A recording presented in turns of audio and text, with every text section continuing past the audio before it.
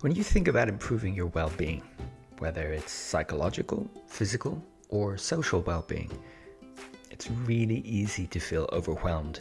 Overwhelmed by the plethora of advice available, evidence-based or not, by the size of the task ahead of you, or simply by the discomfort of making changes in your life. I'm Dr. Richard McKinnon. I'm a chartered psychologist and coach. And each episode, we'll take a look at a concept, a skill, or an experience of the workplace and explore it from a psychological perspective in terms that make sense and bring the scientific evidence to life. I want you to leave each episode inspired to put it into practice and make a change for you. You can find out more at WorkLifePsych.com. Rather than focusing on how difficult it's going to be, it can be easier to think about what you're about to do as a kind of a project. If it were a work-based project, you'd have a goal to work towards. You'd have a series of tasks to complete, and you'd have some time set aside to move the project forward. You'd then have all the ingredients for a coherent piece of work. If you think about it, it's difficult to make progress on a project without those pieces in place. So now let's translate that to make it useful for your personal well-being. Instead of a goal providing relevance for your efforts, you have your values. Instead of work tasks, you could have some simple habits that combine to give you the result you're looking for. And instead of booking meetings in your calendar, you have some committed time for your habits.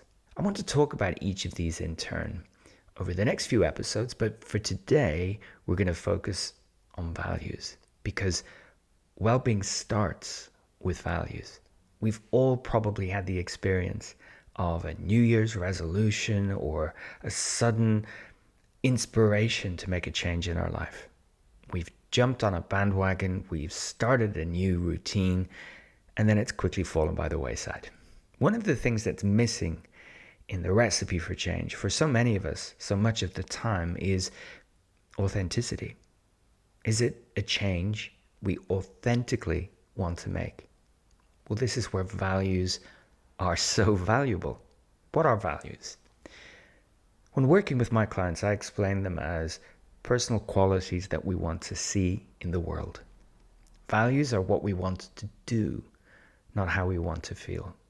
And I quote that all the time to remind people that when we put our values into action, it doesn't always feel great in the moment, but it gets us a good result over time. And that is so relevant to so much of the change that we want to make when it comes to our well-being. Why are values so helpful when it comes to making these kinds of changes? When it comes to our well-being, full stop. Fundamentally, values give us clarity on what really matters. And if we keep that front and center, it's almost like a touchstone for all of our activity. Does this matter? Does this not matter? And if it matters, let me do it. Secondly, values serve as a reminder of the kind of person that we want to be. This is an incredibly useful reflection or simply question to ask ourselves before we take action. Is this the kind of person that I want to be? I have that ringing in my mind when I think about skipping some exercise. Is this the kind of person I want to be? Stuck on the sofa, watching more YouTube. Thirdly, clarity of values gives us real relevance for the efforts and the change itself.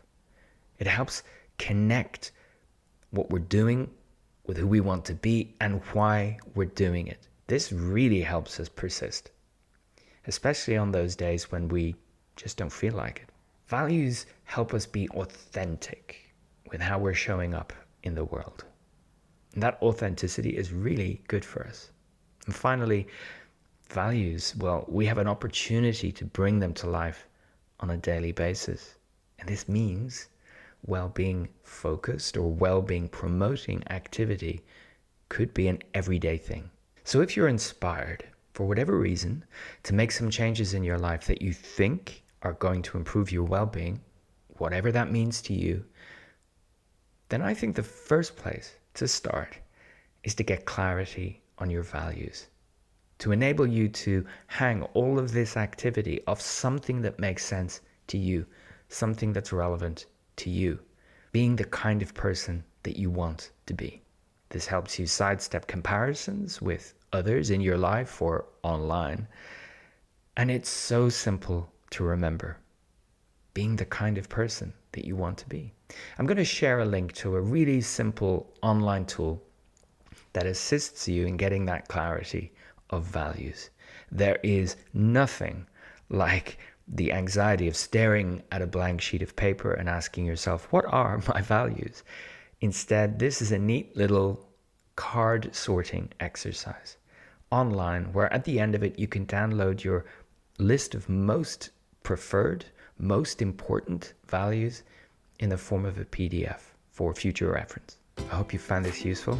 You can find out so much more about my approach to well-being at work by visiting the website at WorkLifePsych.com/wellbeing. And of course, remember, you can get in touch with your questions and comments by emailing. The address is below. Thanks for watching. I look forward to seeing you in the next one.